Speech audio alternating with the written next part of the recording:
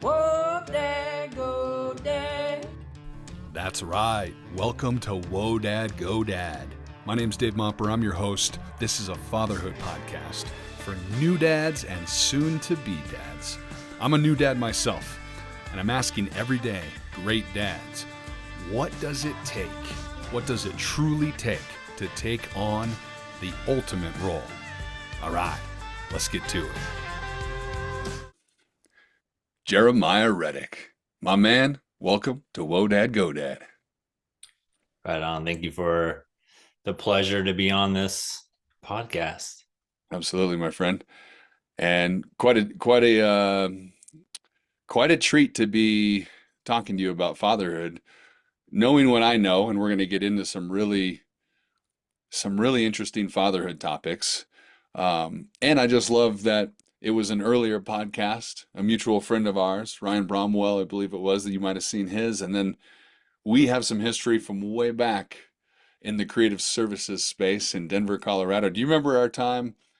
Was it Final Fridays? Remember this? Oh yeah. And Yeah. John MC Yeah. Oh, I remember run, that. Yeah. yeah, just running around Rhino as it was it was still gritty. It was still a lot of, A you lot's know, changed. a lot has changed in North Denver. And yeah, we had the good fortune of just being in the same industry. You're a videographer, would you say? A storyteller? What would you describe your professional forte as these days?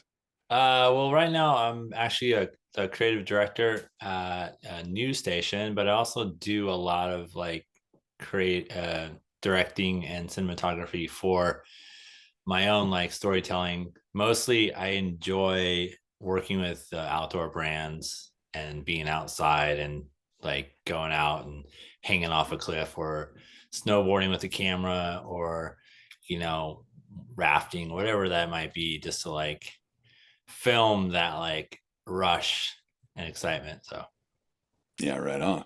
That's got to, I assume that's taken you some really cool places and you've seen some really cool projects come to life as a result of that. yes. Yeah, and then now you're the creative director for a local news agency Yeah, news station. or news station. Yeah, so you know, I do a lot of the graphics and all the promos and all the commercials for that. And so there's a lot going on a daily basis. So Right on, yeah. right on. And I can just imagine the I don't know, the knack for creativity. Is that something that you feel like you acquired from maybe your parents? What inspired that creative approach to life that led you down this path? Was it your parents? Was it any other experience in particular? I don't know, what would you say? Oh man. I think growing up, I kind of was, I guess I was a bit of a goofball to say, but I was also like very into sports, but also into like extreme sports like skateboarding and snowboarding, but also played basketball and football.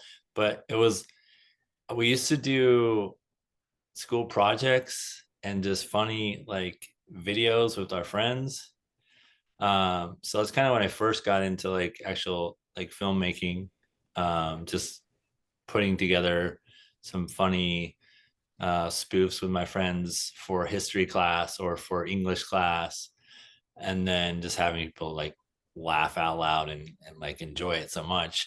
And then, you know, I got into marketing in college.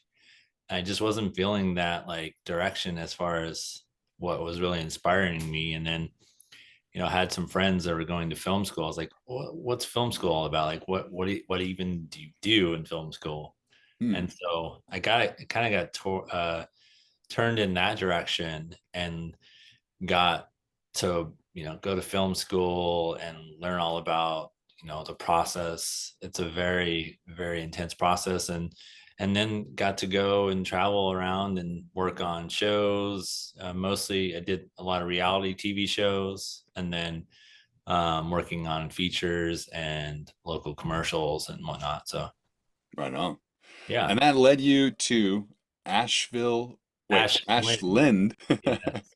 Ash Lind. Asheville's in the news right now. Yeah, Ash that's Lind, why. Yeah. right, in a rough way, but Ashland, Oregon. And I Yeah. remember, by the way, like there was this day where when we worked and we had postmodern as a shared, shared organization, shared team that we were kind of tied into.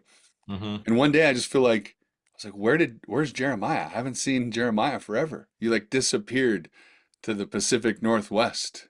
Well, actually disappeared to Boulder. Did you disappear to Boulder and Yeah. then And then the and then Pacific Northwest. It's so funny, like even moving from Denver to Boulder, it's like a world apart, yeah, that's true. That's true. like being that close, but that so far away. So yeah, I mean, we moved from Denver to Boulder. I worked in Boulder for a while, and then it was like we had to get out of Portland, and it was for my son.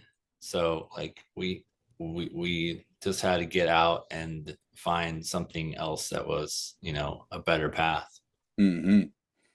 And for those listening right now, the fatherhood journey of any father, it could go a lot of different directions, and we're gonna tap into uh, heavy, some really heavy experiences. But I just before we get into that, I want to acknowledge like we got to sit down in the mighty flows of Clear Creek this summer and just catch up after having not seen each other for I'm not sure how long it's been. Has it been a Yeah. decade? I don't know. It's been a long time. Wow. And, with fatherhood bringing us back together, and you having quite the story to share. And I think it's going to be a profound discussion. Just before we get into kind of the nature of what you've seen and what you've experienced, which is tragic, and I can't imagine. And I applaud you know, your willingness to share with everybody and honor your son here. I'm a little bit curious about before that, just how you think about fatherhood, in the last decade, your experience getting into the role. Um, have you always wanted to be a dad? Who were some of your inspirations? Maybe your father, your grandfather, uncles, friends, parents. What was the draw to fatherhood, or what led you into fatherhood? If it wasn't purposeful, if it was serendipitous, just tell me a little bit about your journey leading up to it and your mindset as you entered that new role, which, based on I know your partnership with Sarah, she has a daughter, so you kind of became a dad almost early on, although it wasn't your biological kiddo. So tell me a little bit about that journey. Yeah. So before I became a father, I think I learned that I didn't want to become a father too early. I think we're both on the same trajectory there. My sister had three girls in her 20s. Mm, Like she had her kids young, and I kind of was an uncle, and that was like the first kind of introduction of kids and babies and just playing with them and hanging out with them, and I enjoyed that so much. And I enjoyed like being a part of their lives and hanging out on a weekend playing rock band, or hanging out on the weekend and helping teach them how to ride a bike, or just like barbecues and whatnot. So family is important. Family keeps you strong and keeps you like balanced, and if people that have a rich family typically do really well. As far as fatherhood, I didn't really have a my journey is actually a, another layer of the onion that I have is my who I thought was my biological father. I just reconnected with my actual biological father through like ancestry.com. wow. And so uh, I didn't know, I thought who my father wasn't really my father. I didn't really grow up with a father. My mom was a single mother, and she raised two of us and did an amazing job. And there were stepdads, and I met my stepdad when I was 13, and he kind of helped raise us. So I kind of he became my father by showing up. And I think that's a big thing, is like, man, it doesn't they say it doesn't take much to make a kid. It takes a lot more to raise a kid. Hmm. So Wow. Say that again, right? yeah.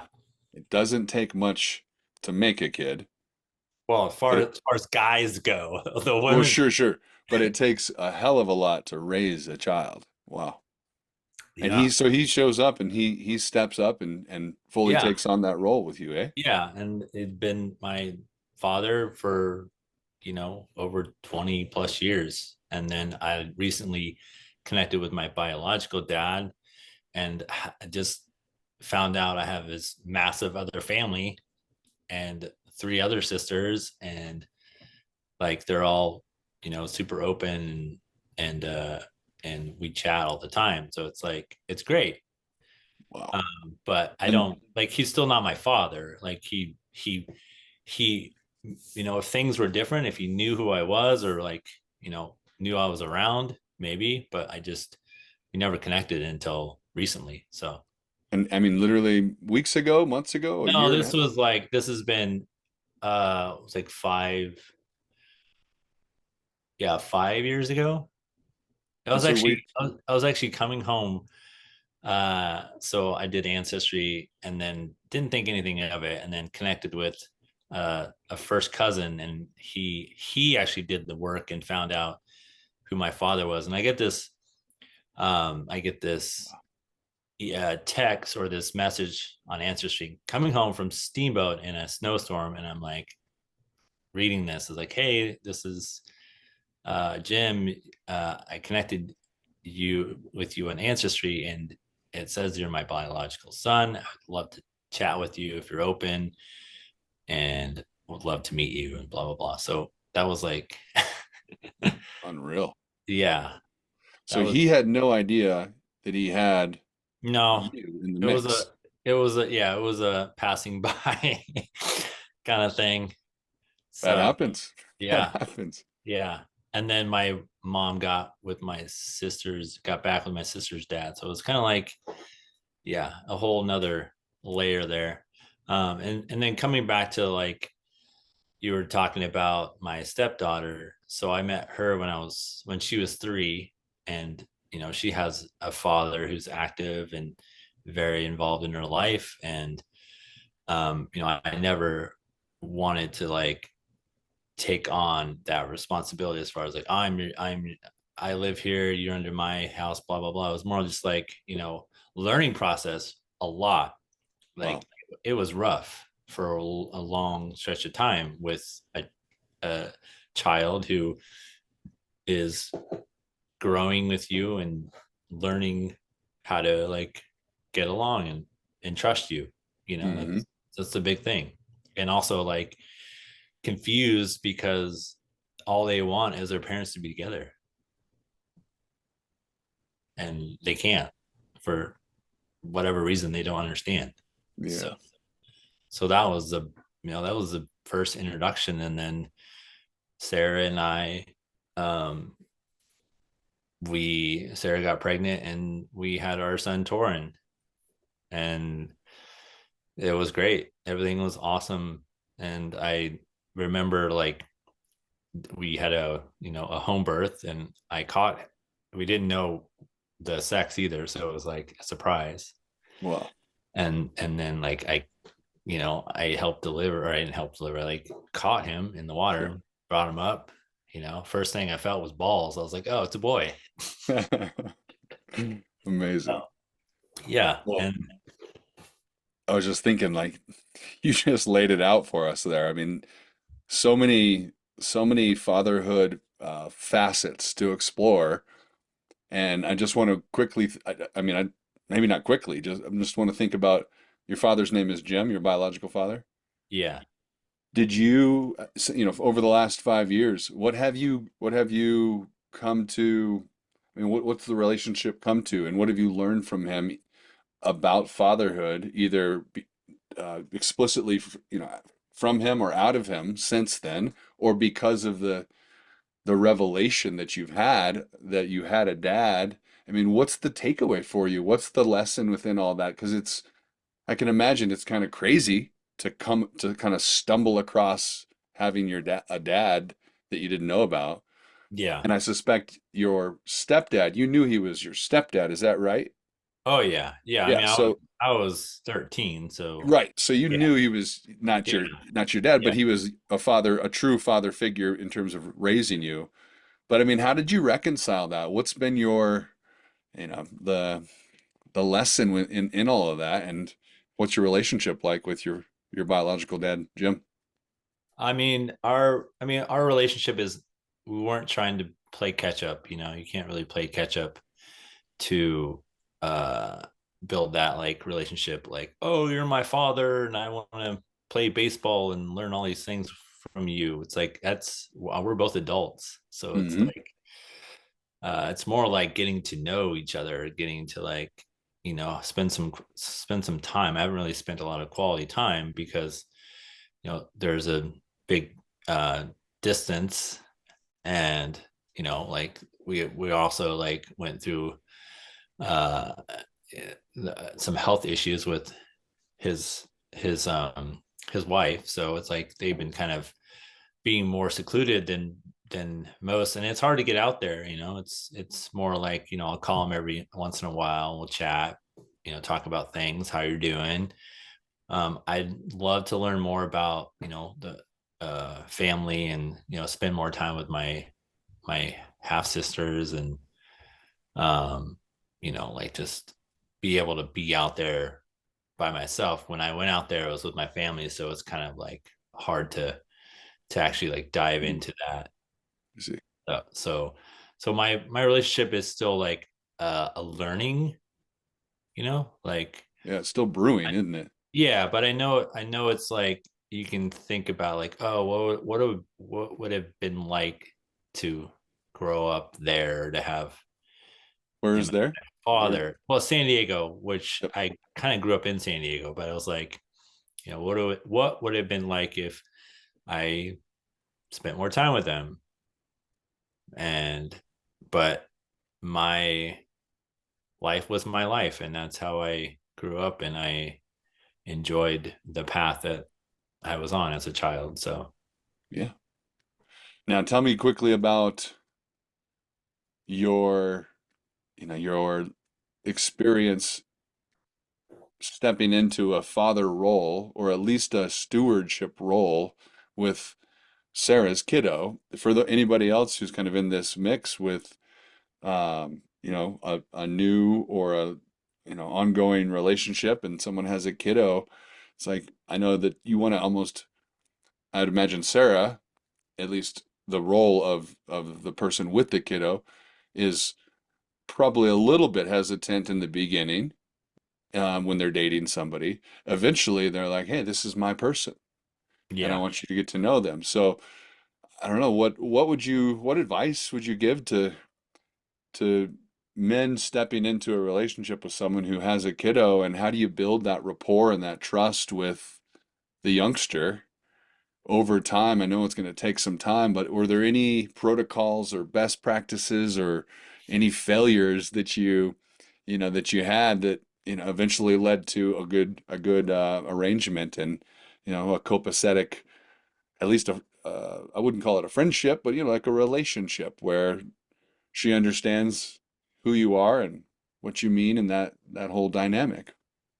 Yeah, they're always, trial and error with any relationship, especially with kids.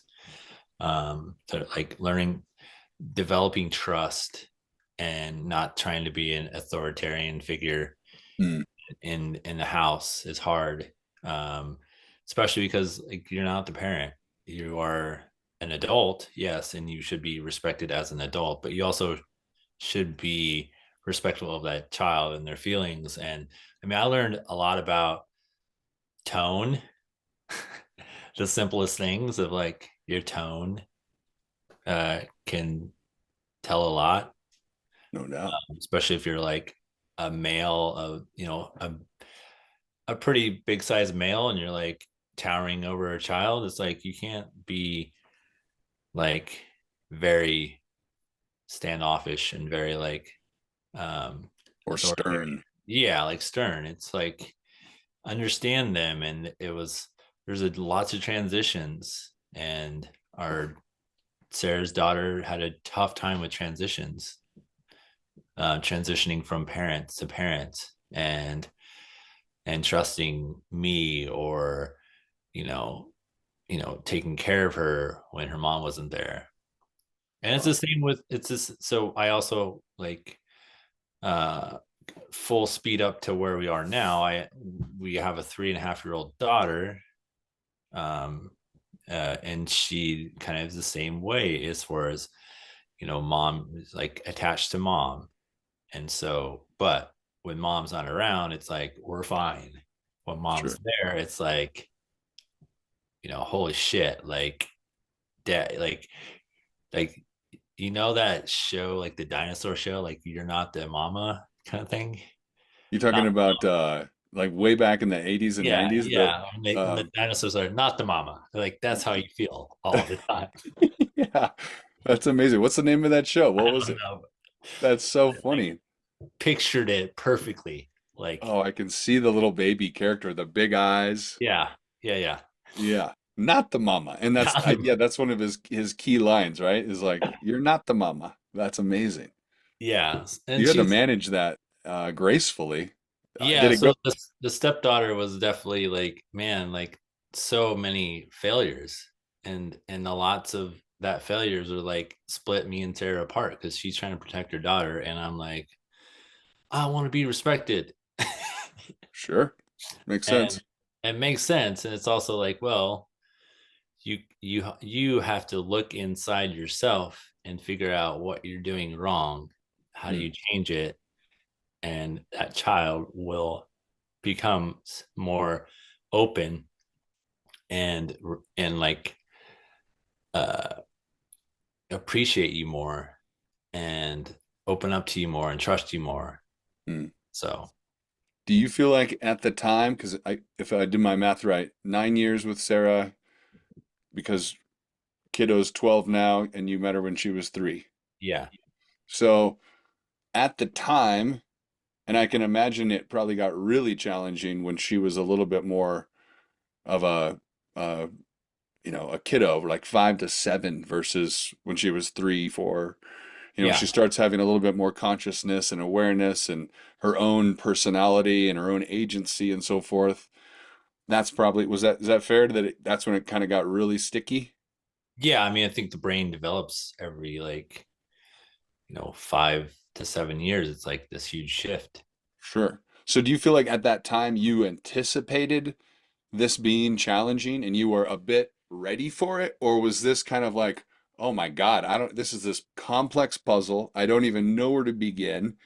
I have a little bit of an intuition of what to do, but I'm also just winging it. I don't know. What was the, Yeah, it's definitely winging it, but like we were fighting a different battle, and our the step or my stepdaughter was like in the background of what we were trying to do with our son. Like, I know Torin? we're Yeah. going to introduce that part, but it's like that was a lot of the frustrations, and a lot of that was because of the stress and the fear we had with my son and his like illnesses, and what he was dealt with as being born with a rare mutation, something that we didn't Neat. know about. So let's come to that in just a moment. I Tell me about, I feel like it's already complicated being a stepdad, and you throw right? another thing in there, it's even more complicated because you don't have time to like spend with that that child. I think the biggest thing that I learned and I regret is like not spending more one-on-one time and doing fun things with my stepdaughter, Hmm. because that's where you kind of learn, and like you just be silly, you be a friend, you're not a parent, you're just be a friend and be somebody that can go and hang out with them and Yeah. do stuff that they love. and build that rapport, I suppose, right? It's just about Yeah. rapport and a connection. Yeah. I can see the knowing what I know, and the listeners will know here in a moment, but just how cumbersome that time was for your life. How about the building some sort of maybe not a friendship, but with Sarah's say ex and your stepdaughter's father? I mean, how do you create uh, a simpatico scenario with the father of a stepchild? Have you found any approach that has allowed you guys to have at least a working relationship, you might call it, that allows you to not I don't know, co-parent, is that the right way to say it? I'm not sure, but what's been your experience on that front? Well, I mean, we our situation now is that we live quite a ways apart, so there's less interactions. Hmm. But in the beginning, it was like a lot of back and forth from Denver to Boulder. Mm-hmm. Well, we also like we had a close relationship with them. They, when we would invite them over, they invite us. Well, in the beginning, it wasn't that close because it was, like who's this guy? Sure. There, the divorce was sort of fresh from that perspective, and they're still kind of figuring out things. So it's Yep. like it was all the introduction of like who's this person, like you know what are they doing and what's their intentions, and then after time you just like you show up, you're present, you go to all the functions, you take your kid to all the to you know ballet and soccer, and you go to the school functions and you're there and you're talking to them and you're respectful, and you know care about their little person. You kind of like you have to like be able to appreciate that. So Yeah, they're really, I mean, if you're not able to co-parent, it's so much harder for everybody involved. no doubt about it. I can imagine. So I'm just trying to think about how to acknowledge and summarize all these different unique nuances of Jeremiah's fatherhood journey. You've got in the last 5 years, a biological dad that came into the mix. Like that's got to be an interesting mental and emotional experience. And you've navigated building rapport with the stepdaughter. You've navigated building rapport with your stepdaughter's father. Um, and then you and Sarah, of course, because of the pressures of all these different nuances, have had to sort out your own rhythm there. Within that, let's shift to the story of Torin. Mhm. You were telling me that you thought you had perhaps a unique fatherhood story, and you were like, I don't know if you want to sit down and talk shop, but I've got a pretty wild scenario here that I think is worth sharing with the world. So maybe start off with or pick up off of where you left off with catching Torin. He was Yeah, born into your hands, and I'm sure that was a blissful moment. yeah, it was Uh, it was amazing becoming a father. Um, like being present for the birth of your child and being an active like participant is like next level. I mean, Next level indeed. um, yeah, I remember like that first night, like him sleeping on me and like just you're like, okay, now it's time to like be a dad. Like you got to do all these things. You got to like, you got to grow up. You got to be there regardless of what happens. And that's kind of the mentality I had. And it was like, I think I got a lot of that from my stepdad. It was like there's a lot of things that we went through, and he was always there. I mean, didn't have to be there, but he was. And that was just something I like took with me.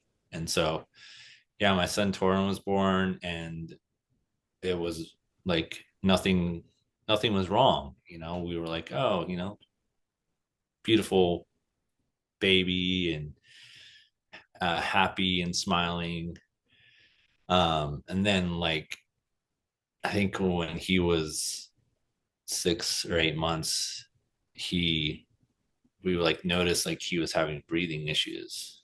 And so we thought it was just like, you know, he had a cold, or he had something like wrong with his throat, or like he was, just sick. And so we went to um we went to the hospital, and you know did all these tests, and were in the children's hospital, and like the doctor came in and they did all these other tests for him, and they noticed like he had one of his arms was like not as functional as the other one, and his eyes, or one of his eyes was kind of like not, it wasn't focused the same way as his other eye. And so they ran a bunch of tests, and they found out like he had a a rare mutation called collagen 4A1, which is, they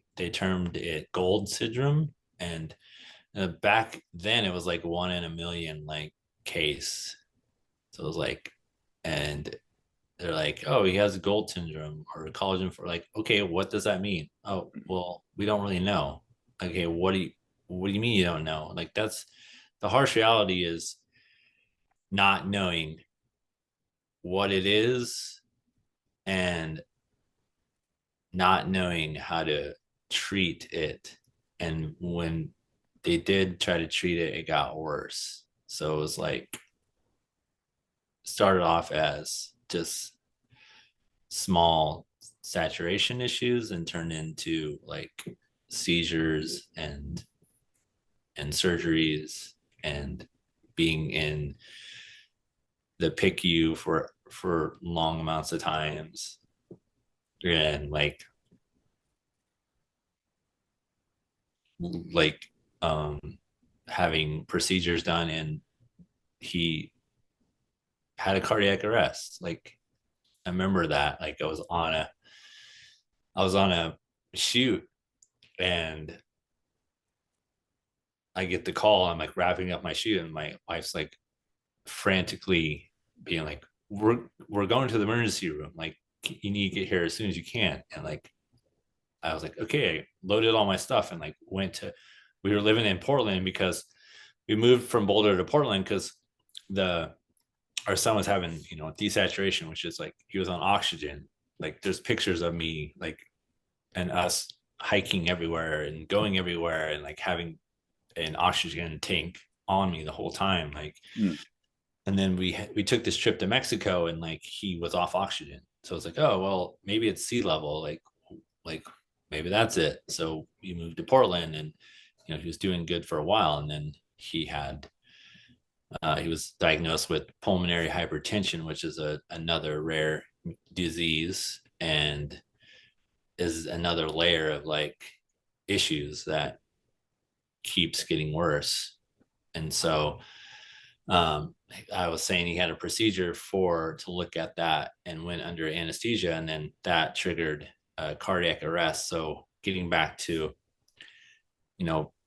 getting that call, my wife is in an ambulance with our daughter, following the ambulance with our daughter, and then I'm running to the hospital. I get to the hospital, and there's like 12 people like on my child, like trying to like bring him back to life. And I'm like, my wife's in the corner like crying, and I go over there and like hold his hand, and thank God they like were able to like bring him back.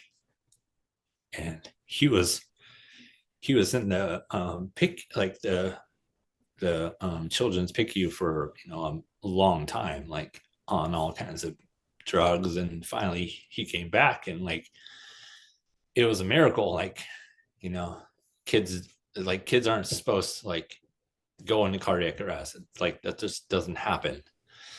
And so we we found this other doctor in San Francisco, and like he was a specialist for pulmonary hypertension, and he was trying to get him help, and he was help get him on seizure medication. And he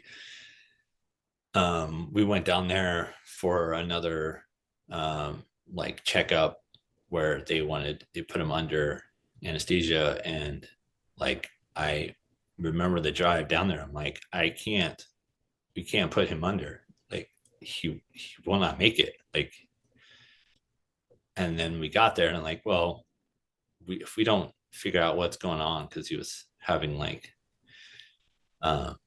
seizure like activity where he would pass out and then come back. So he had the procedure, and we were heading home after he like recovered and it didn't feel right. Like we were driving back from San Francisco, and we stopped in Ashland, where we live now, and this was the day after Thanksgiving. And so we're sitting at Sarah's sister's house, and he has an episode.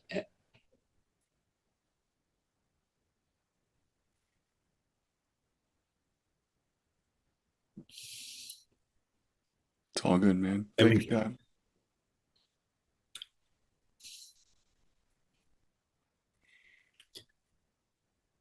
and we get in the car, and we rush to the local hospital, which is very small here in Ashland. And I mean, they tried, like, he was on me, and I said, he's not breathing. And so he basically took his last breath on me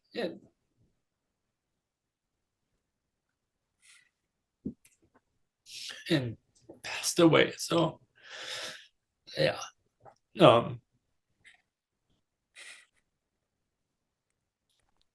That's unreal, bro. That is unreal. Yeah. So like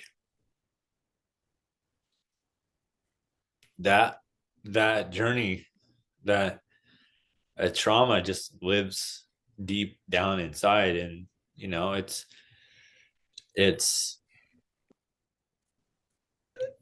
it's it's become, I guess, more easier to share. And I mean, I still get emotional, but it's easier to share because I want people to know about my son. I don't want people to like think like, oh, this is like when they meet me, like, oh, you have a beautiful daughter, or you have beautiful daughters and your wife, and like they don't get to see this person that was like our, very much part of our life, and still is. Our we have a 3.5-year-old daughter. Her name is Tegan, and she very much like talks about him. Like, she knows who he is, and she like, it's good to hear that she, like, he's a part of her life. And like, I'll tell you, like, when you lose a child, your world just like it's so empty.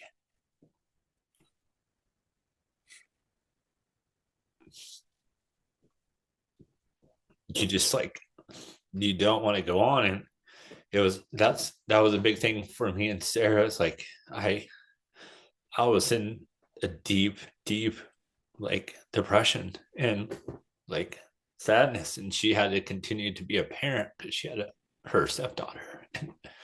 And we all like, man, we all just like went through that trauma, and still like, or still go through it, but we like choose to celebrate life and like choose to like remember and like be okay with the like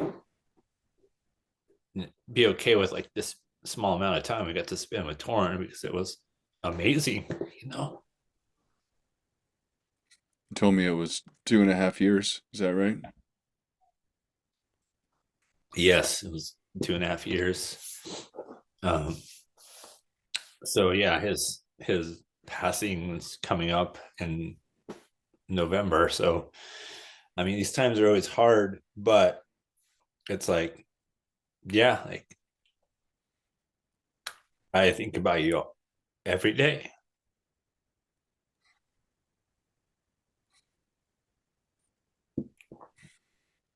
There's nothing I can do about it though. But I can be strong. I can be like be continue to be a good father, continue to be like someone I want my daughter to like be with the rest of my life. Like like a father is a different responsibility. It's like a different path now. Um, and I was getting back to the trauma. Like the trauma was it was difficult. It's definitely hard um, to continue like going on or continue to like be in a relationship with somebody because you're just both going through that loss and it like just tears you apart.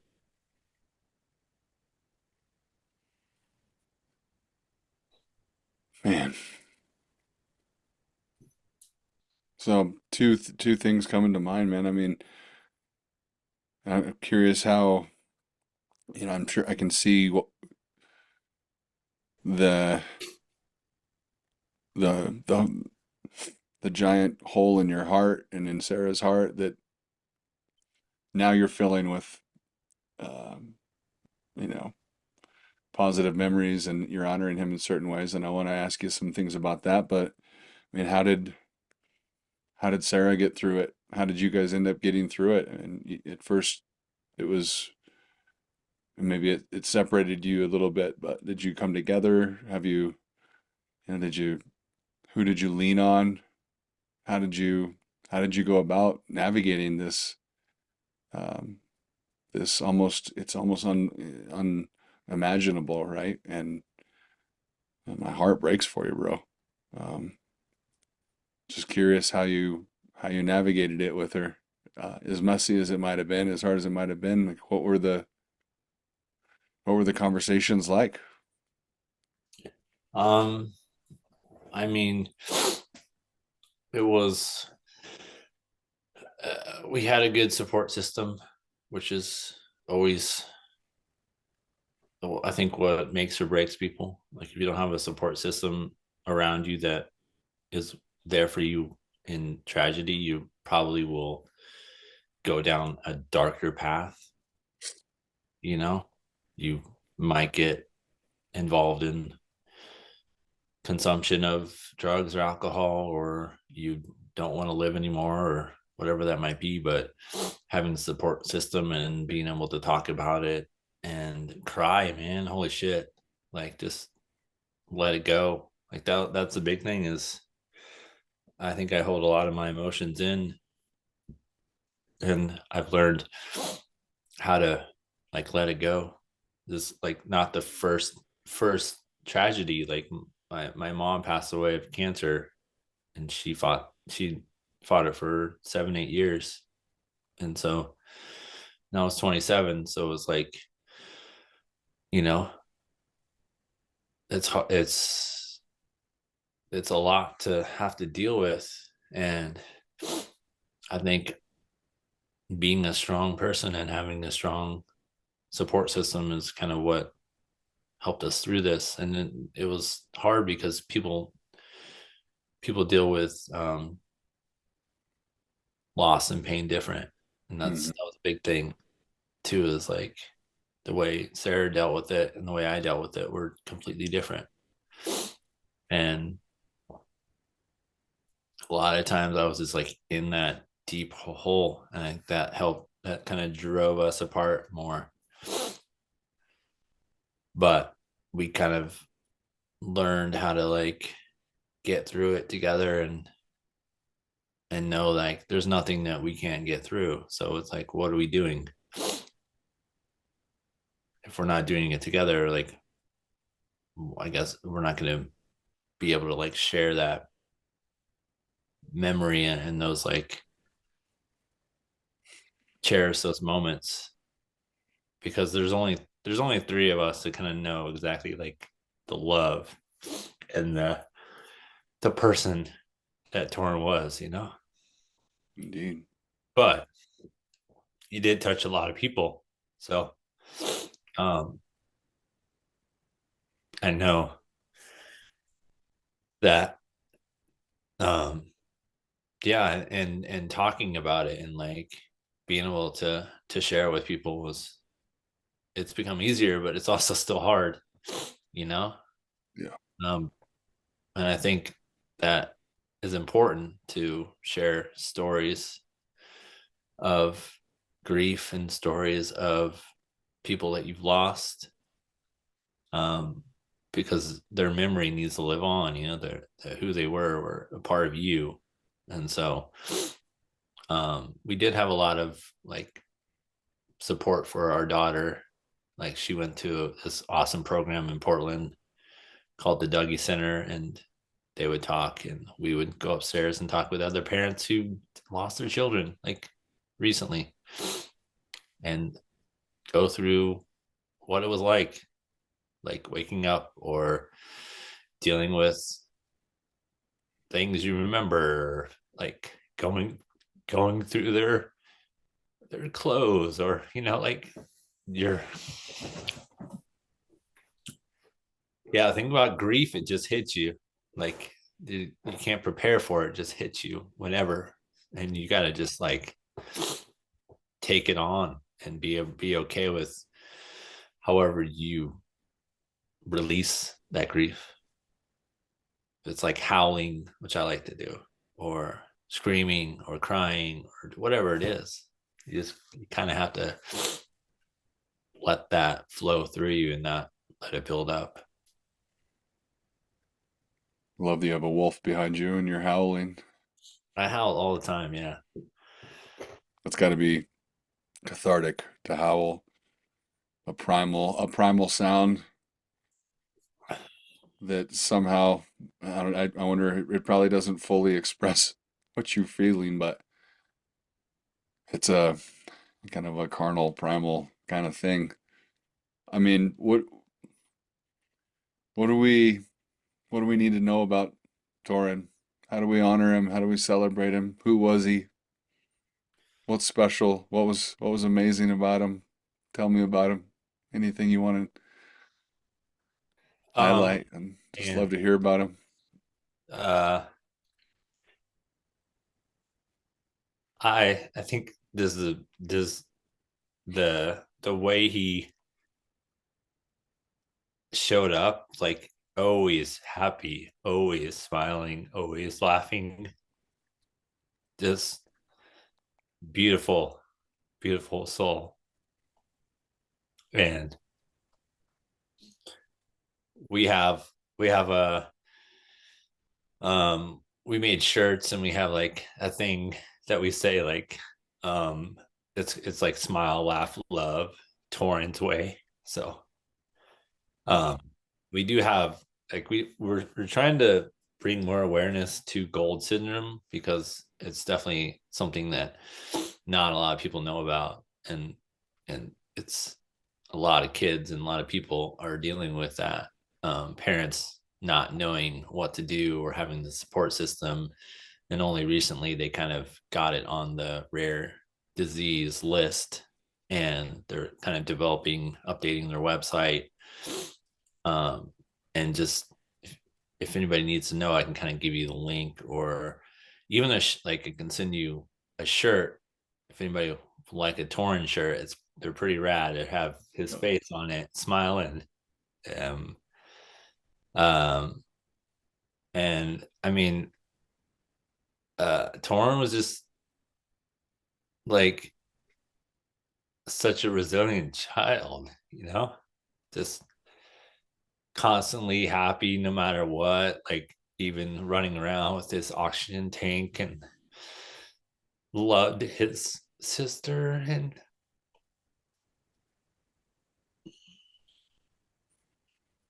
loved to dance, and just he just like was love,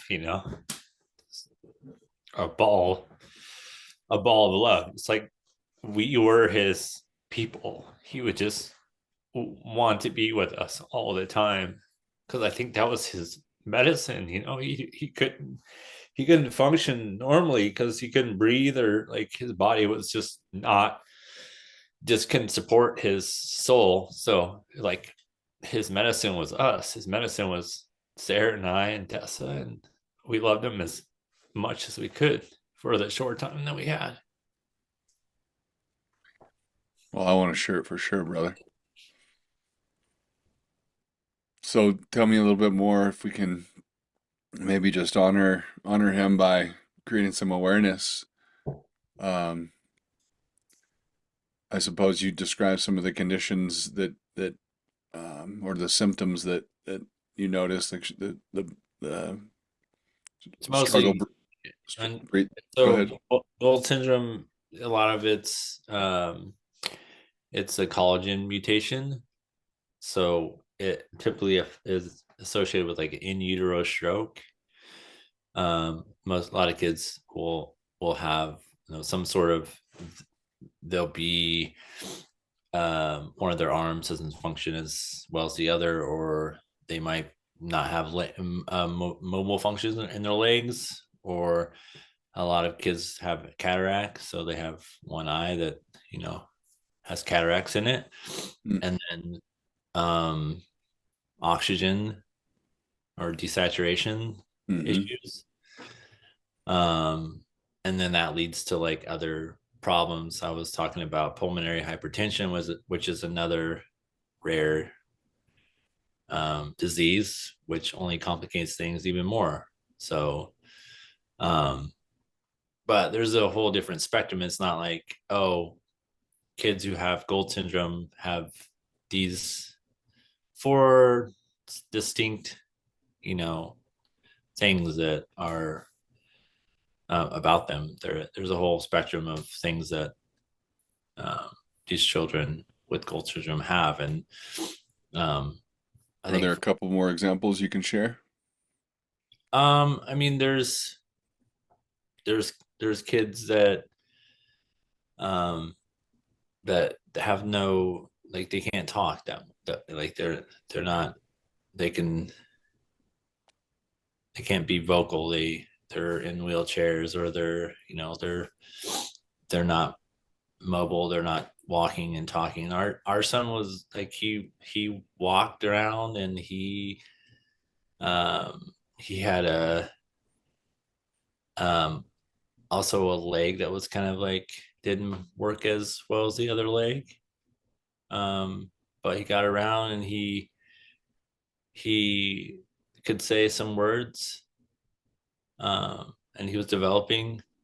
But I mean, I don't know as much as I should know, uh, as far as the gold syndrome goes, because it's fairly new.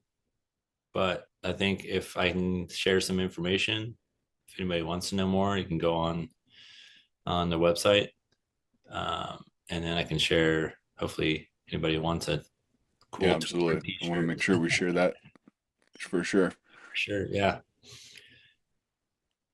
I'm wondering about, I mean, how you're making sense of this. I mean, it's tragic. It feels it feels so unfair hearing it, and I can't imagine what you felt and are feeling from time to time, or all the time about missing him, and um, the it probably feels surreal in many ways. Um, I mean, who are you now as a result of this that that you weren't before? I mean, what is this? How has this transformed your outlook on life in general, and then on fatherhood to, of course, your stepdaughter, but also your 3.5-year old now, Tegan? It's like, how has your outlook about fatherhood changed? How has your outlook about life changed? What are you noticing as you take a step forward every day and carry on? I mean, share a little bit about your perspective on the world. Yeah, I mean, I don't think that um, losing a child and having another child has changed me as far as being a father goes. I mean, the core principles are like you show up no matter what. And so I was there and my wife were there like every moment of my child's life, the good and the struggles. Like there were countless nights sleeping in the hospital or helping the nurse with clearing my son's throat, like doing all those things, like just being on alert and showing up and not sleeping and doing all those things. And as a new parent, you kind of do the same thing. But Mm, I think the biggest thing was like the fear of going into bed and not knowing if your child's going to wake up is a fear that I hope no other parents have to ever like go through. It's that part is like just so hard to like go through life with. mm-hmm. And even like that milestone of my daughter like turning 2 and turning 3 was huge. So I was like her birth story was kind of traumatic too, because we tried to have a home birth and Sarah was having complications and she had to get in an ambulance and I'm following behind her to go to the hospital. And I like my mind is going crazy and I'm thinking the worst. And I still have those fears in me all the time. And it's hard to like break away from that trauma and that like constant fear of losing another child. Like what would happen to me? That's kind of the biggest thing that is something that I'm trying to break free of. But as far as fatherhood and the role that I play, it's the same role that I try to do with all like my stepdaughter and Torin and Tegan is be present, be loving, understand them, and just be be there and support them as much as you can, like just and it's always nice to just play with them. It's hard to come home after working a long day and be like, oh, you want to go jump on the trampoline or go play. uh but I always like, oh, you just got to do it, man. No matter what, just do it, because you're just gonna feel better when you play with your children, when you like are there just being present and being involved. No doubt. And I bet every day you'd give anything to play with Torin one more day, Yeah, and it just puts it all into perspective for me, man. yeah. Man, Yeah, I do feel him, not as much as I used to. um Maybe after this talk I might feel him tonight, like just so that's always just the realization of like, you have this person and you don't have them anymore, and they're still somewhere, but they're not in their form. They're more of in your soul, like in your head, in your soul, and you have to remember them. You have to like be able to talk about them and be able to like bring that story forward. Mm-hmm. Um, and Tegan, man, oh, like every child's different. They say, they say, and there's a learning curve with every child because you can't parent them the same way because they're so individual and they're so different and motivated differently, and they're challenging differently, and they love differently, and they do all those things different. So you kind of have to be someone who's always evolving as a parent as well. Yeah. Yeah. The father that each kid requires might be a different version of you, I suppose, huh? Yeah, you're almost like an actor playing a new role, a new character, and Wow. they're the star. Yeah, you're the supporting actor and they're the star. That's a good way to say it. I'm thinking about your stepdaughter. Is it Tessa? Yes. So, I don't know, just reflections or guidance on how she processed this whole situation and, you know, little um little man was not her biological brother, but I suspect in a way she felt he was her brother, wholeheartedly. If that, I don't know if that's true or not, but he he was around her, since he was born. But what was her experience? How is she doing now? How does she process it as a little kid who, if I'm doing my math right, she was 6 She was when. five, yeah, 5 or 6. She was, yeah, when he passed away, and she was there, and she like he was dying in that car ride, and he made it to Ashland where she was.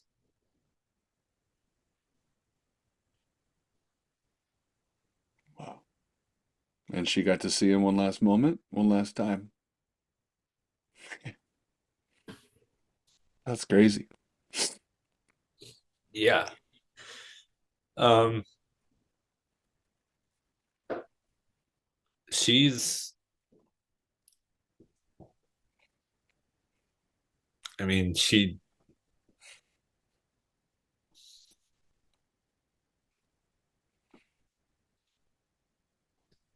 it I mean, it destroyed her too. I mean, they were like so close.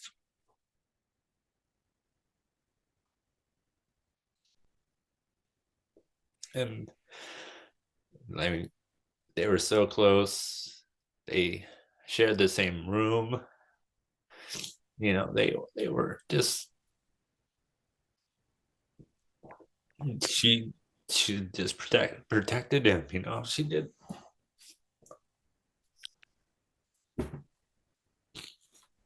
And yeah, I mean, it took her a lot. Like, it was devastating, and they don't understand like what does that mean? Like, what do you mean he went to sleep? Is he gonna wake up? You know? Um, and it's, we were able to get her in programs and constantly talking about it, and she was like, she didn't want to do a lot of things, and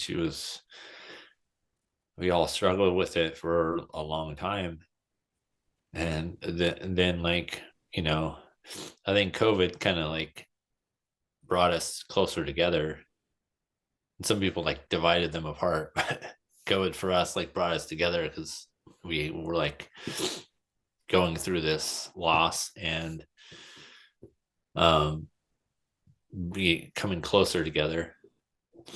And so, and then we moved down to Ashland, Oregon, because we had a great community of supporters here and felt like, Torin chose here for us as well. Like this is where he passed away, and this is where his soul kind of like is. And um, so I mean, she's done a lot. She's had to do, she's gone through therapy and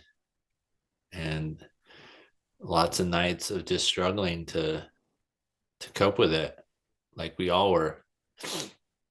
But I think we all can talk about it now. We all can like we have like a jar that we pull out with just memories we write down and put in a jar, and we read them every once in a while. And we, have his photos everywhere, and we have photo albums that we look through. And it's the more you do it, the more you just get to like see that love and see that like person as like, oh man, that was good time. Like it's so easy to like remember all the bad times and remember like the trauma and remember like, oh, the emergency rooms and all the trauma, and then you kind of forget the good times, and you forget like those like moments where you're like, oh, this was so much fun and this was amazing and we had a great time here and we had a great time there, because like the trauma can just like suck that all up and hide it away. So the more you talk about it, the more you share, the more you just like can sit down and be like, oh yeah, that was awesome, I remember that, and like laugh and like have a good time is like so good and so healing. So she's now a teenager, going into teenager. So, but a very amazing teenager, awesome sister to a very hard 3.5-year-old who runs the show, as they say. Yeah, right. Gosh, I'm just thinking the like how to handle this so that say you could any notable amount of time, but just say 10 years from now, how are you handling it today and since 2018, uh, such that Tessa 10 years from now looks back and of course she's sad and misses Torin, but that she also is able to make sense of it and to just showcase how much love you have for Torin and to honor him and to remember him and to celebrate him. And I love these little rituals of things you're doing, like the t-shirt, the memory in the jar. And I was just thinking like it's like uh, the day after Thanksgiving should hereby be known as International Torin Day or something, right? It's like, Yeah. and these are these little practices and rituals that must take place, must happen, must be created in the face of adversity and hardship, um, almost to show your kiddos how to navigate adversity. And I know you're winging it in a way. It's not like you went through this before, although I know it sounds like you've had some frickin' massive curveballs in your life, brother. And I'm just admire how much you're putting one foot in front of the other and carrying on. And if I can ever lend an ear, don't ever hesitate to call me, by the way. And I'm just thinking about all the other fathers and mothers out there who are faced with something similar or completely different, or I don't know if it's even possible, but something that's 10 times worse, if there's such a thing. And I just hope people I don't know. I hope people find a way to keep going. Um, and I know that's right now I'm speaking in like this real way, but I also it's almost just it's almost inconceivable at the same time for me. It's this weird perspective you've given me, like almost a firsthand experience, but I can't even imagine it, you know? And we almost we thought for a moment we lost our little boy within the first few moments of his life, and Yeah. God bless he persevered and we had the right people and resources, but um I've been thinking about it being that 2 days ago was his 1 year birthday, and I've been anticipating you and I having this conversation, and just the idea of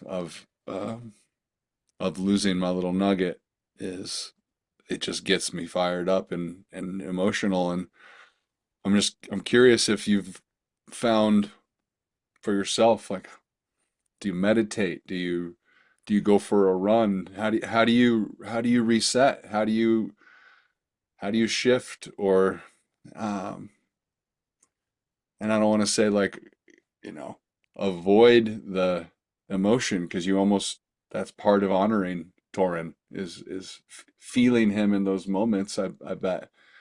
So you don't want to ignore them or move through it too fast, because that's almost the reminder of how special he was to you, I suspect. But what are you doing in those hard moments for yourself to process and navigate everything? I think there's definitely we have traditions around like celebrations.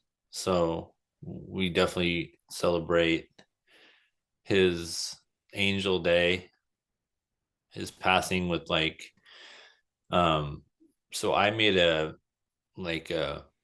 memory box that's, you know, like a box that sits in our yard and has pictures of him and stuff and candles, and we set out a blanket and we um, read stories, or we have friends that come over and celebrate his life. Um, we also do like a lantern walk, and we've also like done the Chinese lanterns in the sky.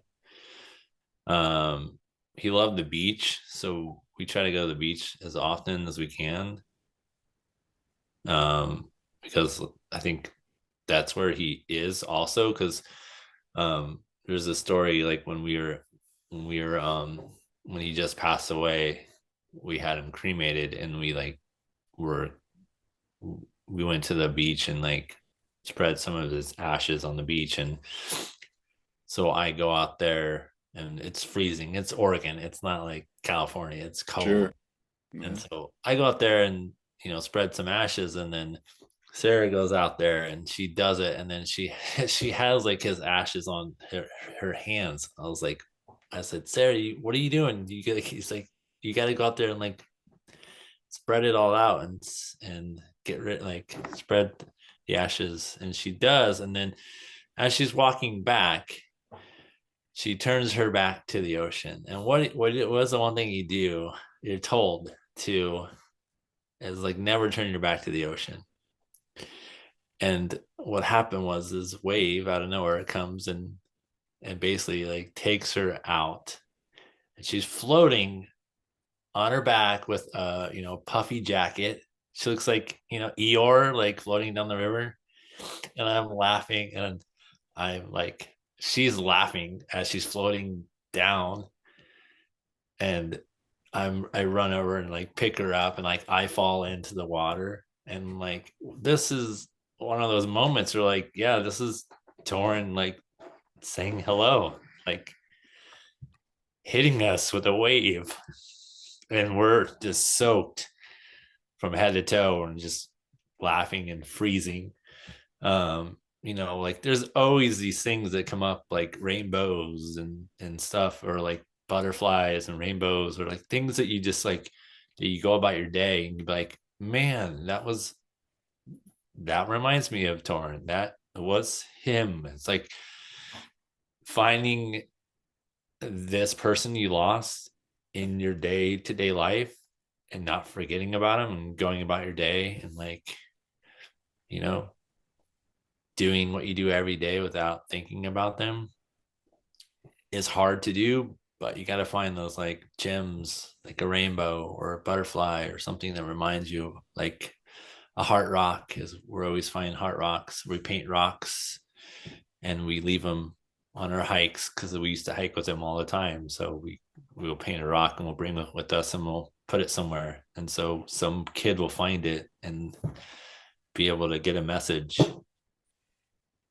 which is like just ways of remembering him. Um, what was your other question? Like he asked another Well, one. I mean, the one that I kind of was curious about is just how Jeremiah, you're my bro. I mean, how are you on those hard days where you feel overwhelmed and consumed by that grief? Like, what are you doing? And I'm asking this for those who might be going through this, is something like this, is like, what's the process or the trick to settle yourself? And what have you found amongst you've shared a number of different rituals and so forth, but is it a long walk? Is it meditation, as I mentioned? Is it um, are there certain things you do when you're really consumed by the weight of things that you find useful to help you just get recentered? Yeah, a lot of that is writing down your feelings, writing down what you're remembering. Like journaling is a big thing. Spending time in nature, going for a walk. It's okay to be alone.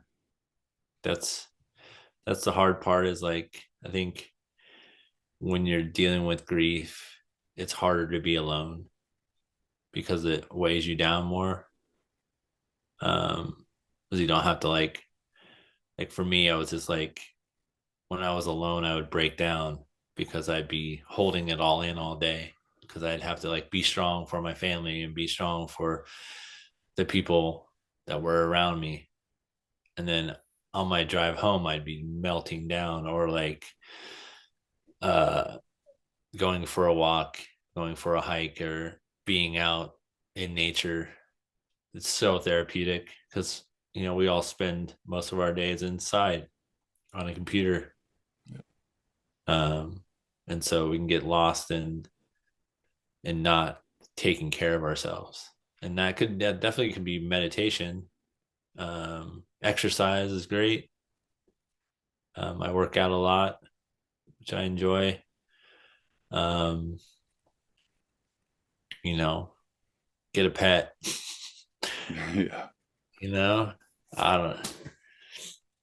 Yeah, and Yeah, I recognize you're still learning what to do in a way. yeah, yeah. I don't think it's I think it's not one box fits all. It's more like, hey, whatever helps you through that moment, do that more, practice that more. Like practice is what is going to help someone through grief, someone through loss, someone through trauma. Yeah. Um, yeah, and finding a support group is another big thing. Like I do a men's group, which is good because I think it's hard for men to talk with other men about the problems that they are dealing with. Uh, Everybody has different problems, and it's good to have other men listen to those problems and give you either some advice or tell you that like, oh man, you're doing such a great job, or like, man, I feel you, I see you. I think women do a great job of that, and men typically we talk about sports or like things that are our interests and hide those like emotional and vulnerability towards each other, which is so important. Yeah. Well, Jeremiah, I'm thinking about putting a bow on a really heartfelt conversation here, and we're obviously dedicating this podcast to your little guy, Torin. Thank you. Um, so this question, I've been asking everybody this, and I'm just imagining it could be a kind of an emotional question to think through, but I want you to picture, fast forward to the time when Tegan and Tessa are uh, well beyond our years right now in our 40s, right there.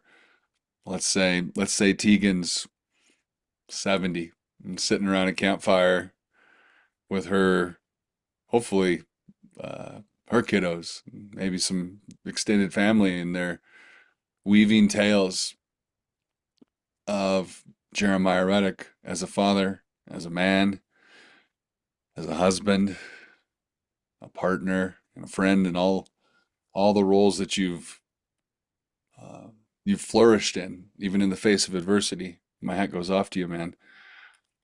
What are the three things you hope you're known for that Tegan and Tessa are sharing with those around the campfire? If there were three stories or characteristics that you hope they are celebrating about you, what do they sound like? What are those in your mind and your heart? Oh, that's a good question.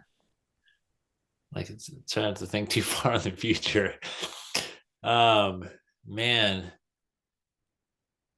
I just hope that the children that I have been so fortunate to raise um are this look at me as someone who learned from my mistakes and always tried my hardest to do better and do the right thing. Um, I hope that they'll share stories of adventure and like um, taking them on first, lots of first, Hmm. first camping trip or first um, hikes through the PCT. Like it's right on my backyard. Like there's so like living in Southern Oregon, there's so much beauty. Catching the first fish. Um, Tegan's definitely into like doing her own thing. She likes to help out with things. Hmm. Looking forward to just being able to show her what I learned and like teach her new things and also learn like being supportive. Like, oh, they were always there for me no matter what. And they didn't he never like he never was disappointed in me. It always was happy with who I became, the person I became, just love, like there was so much love.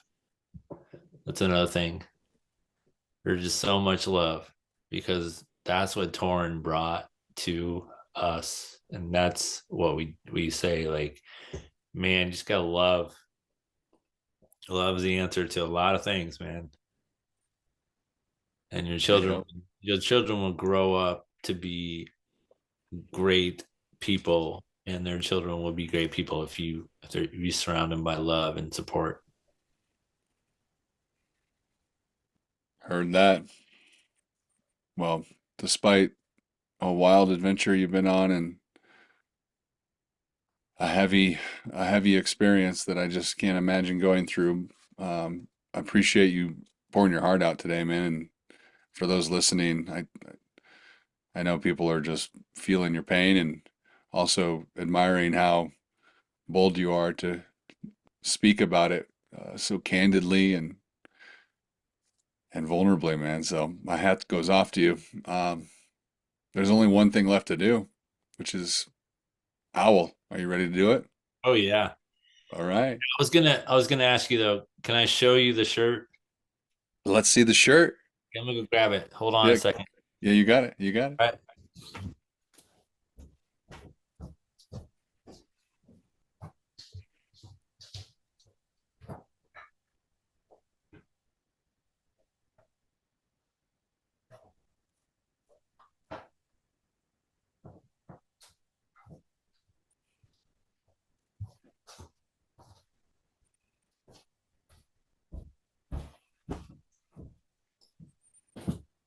gosh. Let's see, man. There's the back. Oh, there's the website too. I'll put it in our show notes here, but what Yeah. does it say? It's goldsyndromefoundation.org. Okay, there it And is. Torin's Way. yeah. Well, my friend, I feel like you've got big things ahead. Um, and Thank you for having me and like going through this journey. I just want to say anybody who else is dealing with, a loss or trauma or like just needs to have people to talk to, like please reach out. I can help whatever way I can as well. So you got it. I'll drop some contact information in the description for everybody. And once again, thanks for your time, Jeremiah, and thanks for pouring your heart out. Shall we? yeah. Little howling. I love that you've got a wolf on your wall behind you. I know you got kids in the house sleeping, and I do Oh, too. So okay. let's let her rip. My dog will probably join us. I don't know. We'll Okay. see. All right.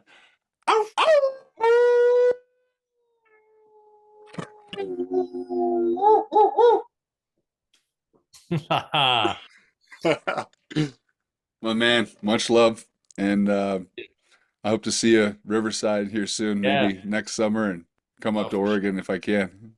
Get For on sure. the Anytime. coast with you. Come to the forest. You got it. All right. All right, we'll see you on the next one, Jeremiah. See ya. Later on, buddy. There you have it. That's been another episode of Whoa Dad, Go Dad. If you like what you're hearing, hit the like button, subscribe to the podcast so you get the future ones, and please spread the word and post this episode to your social networks. That's powerful. Perhaps the best thing you can do is share this directly with a new dad or a soon-to-be dad that you know personally. Let them know you're rooting them on. And indeed, drop a comment and be really a part of this dialogue on fatherhood with me. Let me know in the comments a question you want me to ask other dads, or just some feedback. How does this sound to you? What's helpful?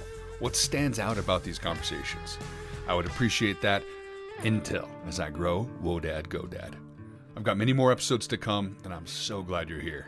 Looking forward to catching you on the next one. Whoa, Dad, here we go now. Oh yeah, the ultimate roll now. Oh yeah, here we go now. Whoa, Dad, go